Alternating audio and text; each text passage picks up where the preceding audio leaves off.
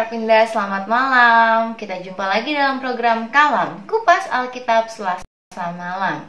Sebuah panduan renungan firman Tuhan yang boleh memandu kehidupan jemaat. Ya saudara, malam hari ini saya temanin oleh anak saya, si kecil Jaydin. Halo, say hi. Hai. Hai. Ya saudara, malam hari ini kita akan bahas satu tema yang sangat menarik sekali, yaitu dosa yang tidak mendatangkan maut. Saya akan bacakan satu bagian firman Tuhan dari 1 Yohanes pasal yang kelima ayat yang ke-16 sampai yang ke-17. 1 Yohanes 5 ayat 16 sampai 17. Kalau ada seorang melihat saudaranya berbuat dosa, yaitu dosa yang tidak mendatangkan maut, hendaklah ia berdoa kepada Allah dan Dia akan memberikan hidup kepadanya, yaitu mereka yang berbuat dosa yang tidak mendatangkan maut. Ada dosa yang mendatangkan maut. Tentang itu tidak aku katakan bahwa ia harus berdoa. Semua kejahatan adalah dosa, tetapi ada dosa yang tidak mendatangkan maut. Nah, saudara, ayat ini mungkin kadang suka bikin kita bingung ya. Kok ada dosa yang mendatangkan maut dan ada dosa yang tidak mendatangkan maut? Kalau dalam Roma 6 ayat 23 kita tahu ya, sebab upah dosa ialah maut. Artinya semua dosa ya pasti akan mengantarkan kita kepada maut. Tapi dikatakan juga kasih karunia Allah adalah hidup yang kekal. Jadi memang semua dosa menghasilkan maut, mendatangkan maut. Tapi orang yang percaya kepada Allah boleh memperoleh kasih karunia untuk memperoleh hidup yang kekal. Jadi orang yang percaya tidak akan mengalami maut. Nah, tapi saudara, dalam konteks Yohanes ini sebenarnya apa yang Yohanes maksud dosa yang mendatangkan maut dan dosa yang tidak mendatangkan maut? Saudara, kita harus melihat bahwa Yohanes ini berbicara dalam konteks kepada kumpulan orang percaya, yaitu orang-orang yang sudah mengaku mengikut Kristus, memberikan diri kepada Kristus, yaitu kumpulan orang percaya. Dan Yohanes mengajak jemaat untuk saling mendoakan gitu ya. Kalau ada saudara yang jatuh dalam dosa, ya jangan dihakimi, jangan dikucilkan, tetapi didoakan supaya dia boleh kembali kepada Tuhan. Maka dia mengatakan ada dosa yang tidak mendatangkan maut dan ada dosa yang mendatangkan maut. Nah, maksudnya dosa yang tidak mendatangkan maut ini kan karena semua orang udah percaya kepada Kristus. Ya artinya harusnya sudah memperoleh keselamatan dalam Kristus, tidak mendatangkan maut. Artinya orang percaya masih bisa berbuat dosa, tapi dosa itu tidak akan mengantarkan dia kepada maut, karena dia akan kembali bertobat dan Tuhan akan memberikan pengampunannya. Tetapi dikatakan juga ada dosa yang mendatangkan maut, dan ini dikatakan dalam konteks orang percaya. Ngeri juga ya, dalam konteks komunitas orang percaya, komunitas orang yang mengaku sebagai murid Kristus, ada dosa yang mendatangkan maut. Nah, dosa seperti apa itu yang dimaksud? Saudara, di dalam ESV Study Bible membantu kita melihat konteks keseluruhan surat Yohanes ini. Surat Yohanes ini berbicara tentang banyak hal ya. Dan kalau misal melihat dosa yang mendatangkan maut, itu kemungkinan ada beberapa poin ya. ESV Study Bible membantu kita melihatnya. Yang pertama dikatakan penolakan terhadap doktrin Kristus yang benar. Yang kedua, ketidaktaatan fatal terhadap perintah Allah. Yang ketiga, tidak mengasihi atau kurang kasih terhadap sesama.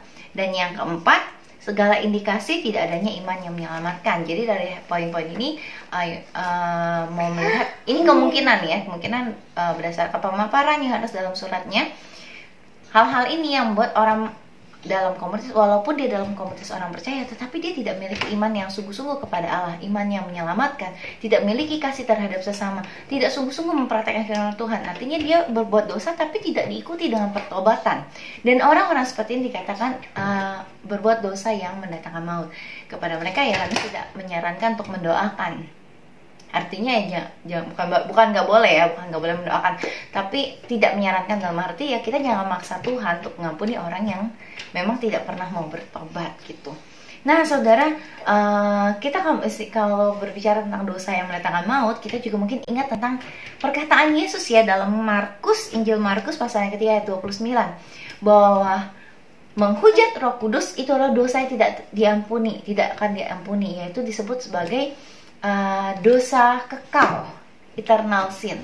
Nah, ini dikatakan menghujat Roh Kudus. Menghujat Roh Kudus ini artinya orang yang dengan kesadaran penuh menolak karya Roh Kudus.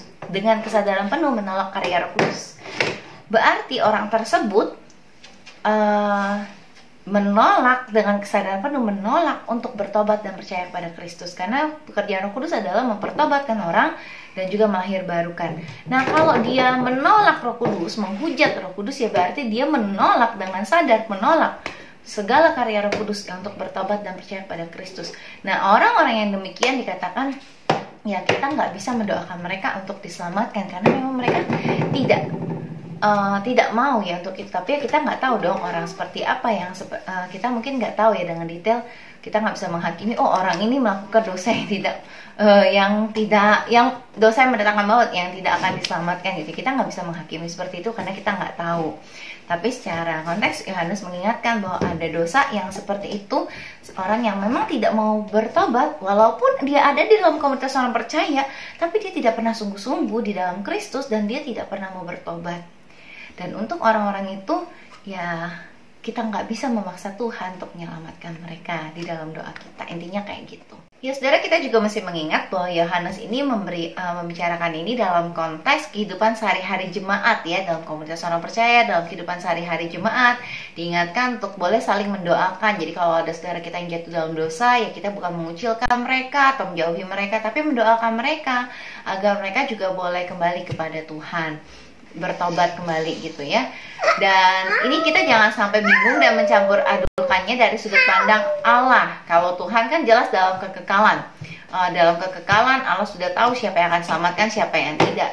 Jadi kita jangan sampai bingung ya. Ini tapi dalam konteks orang percaya, dalam komunitas orang percaya, kita sebagai manusia, kita tentu nggak tahu siapa yang diselamatkan Tuhan, siapa yang tidak. Jadi ya baiklah kita saling mendoakan sebagai saudara seiman. Jika ada saudara kita yang jatuh dalam dosa, kita saling mendoakan, kita mensupport mereka supaya mereka boleh bertobat dan kembali kepada Tuhan, bahwa mereka juga kembali kepada Tuhan. Tapi ya itu jangan sampai kita juga ekstrim untuk memaksa Tuhan, istilahnya seperti memaksa Tuhan menyelamatkan orang yang mungkin memang tidak pernah bertobat gitu, tidak mau gitu menerima karya Roh Kudus dalam hidup mereka. Kita nggak bisa memaksa Tuhan, tapi kita boleh saja mendoakan. Jadi dalam doa kita membawa saudara-saudara seiman kita agar mereka juga boleh kembali kepada Tuhan. Nah saudara, demikian ya untuk kalam kita pada malam hari ini. Kita akan sama-sama berdoa. Mari kita satu di dalam doa. Gimana sikap doanya? Yang good ya. Mari kita berdoa. Bapa, kami bersyukur kepadamu ya Tuhan. Pada malam hari ini kami boleh mendengarkan firman Tuhan, belajar sama-sama firman Tuhan tentang dosa. Biar kami dalam kehidupan kami sebagai sesama jemaat boleh saling mensupport ya Tuhan satu sama lain.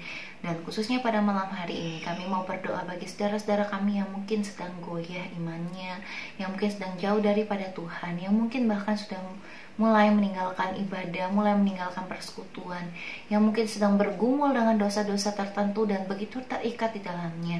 Kami tahu Tuhan, mereka anak-anak-Mu ya Bapa. Kami berdoa kiranya kasih kuasa Tuhan boleh menolong mereka, boleh mengingatkan mereka, boleh menegur mereka untuk kembali kepada Tuhan.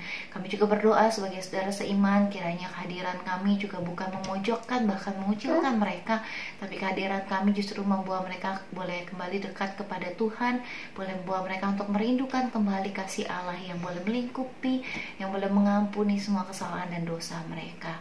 Tolong setiap kami juga ya Tuhan, ketika kami beribadah kepada Tuhan atau dalam kehidupan kami sehari-hari, ketika kami mengakui dan memohon ampun atas dosa kami, biar momen itu tidak berlalu begitu saja, tapi boleh sungguh kami hidupi dalam kehidupan kami. Kami tahu sebagai orang percaya, kami pun tidak luput daripada dosa. Kami masih sering tergoda, kami masih sering secara sadar maupun tidak sadar melukai hati Tuhan dengan tetap berbuat dosa. Tolong kami ya Bapa, agar kuasa Roh Kudus boleh terus menjaga hati kami, menolong kami sekalipun kami jatuh, kami boleh segera bangkit, kami boleh segera kembali kepada Tuhan, memohon ampun kepada Tuhan sehingga kami boleh diterima kembali oleh Tuhan. Terima kasih ya Bapa, ini setiap doa kami di dalam nama Tuhan Yesus kami berdoa. Amin. Demikian kalam kita pada malam hari ini. Ya, jika saudara boleh terberkati dengan kalam hari ini, biar saudara boleh like, subscribe, dan juga share kepada teman-teman saudara yang membutuhkan firman Tuhan. Sampai jumpa, Tuhan Yesus memberkati. Bye-bye, bye-bye, bye-bye.